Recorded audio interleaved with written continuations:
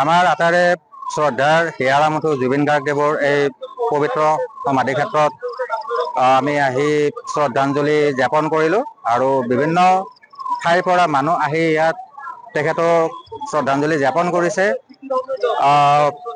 আমি আপোনালোকৰ মাধ্যমেৰে জনাব বিচাৰিছোঁ যে আমাৰ অসম চৰকাৰে জুবিন গাৰ্গৰ মৃত্যুৰ ন্যায় অতি সোনকালে আমাক প্ৰদান কৰক। সমগ্ৰ অসমবাসী তথা সমগ্ৰ ভাৰতবাসী অপেক্ষাত আছে তেখেতে ন্যায় পাওক, পৰিয়ালবৰ্গ বিচাৰিছে।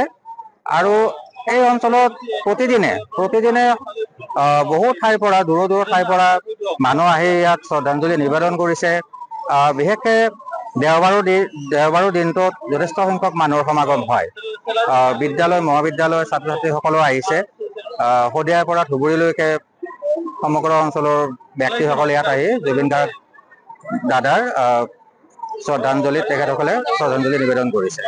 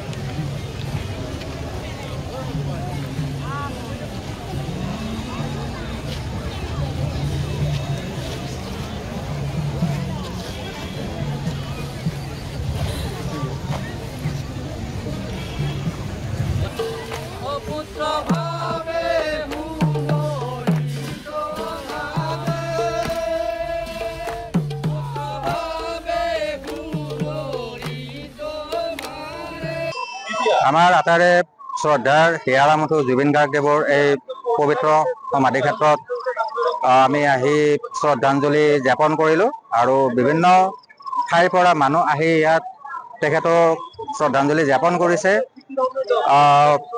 আমি আপোনালোকৰ মাধ্যমেৰে জনাব বিচাৰিছোঁ যে আমাৰ অসম চৰকাৰে জুবিন গাৰ্গৰ মৃত্যুৰ ন্যায় অতি সোনকালে আমাক প্ৰদান কৰক। সমগ্ৰ অসমবাসী তথা সমগ্ৰ ভাৰতবাসী অপেক্ষাত আছে তেখেতে ন্যায় পাওক, পৰিয়ালবৰ্গ বিচাৰিছে। আৰু এই অঞ্চলত প্ৰতিদিনে বহু ঠাইৰ পৰা দূৰৰ ঠাইৰ পৰা মানুহ আহি ইয়াত শ্ৰদ্ধাঞ্জলি নিবেদন কৰিছে। বিশেষকৈ দেওবাৰৰ দিনটোত যথেষ্ট সংখ্যক মানুহৰ সমাগম হয়। বিদ্যালয় মহাবিদ্যালয় ছাত্ৰ ছাত্ৰীসকলো আহিছে।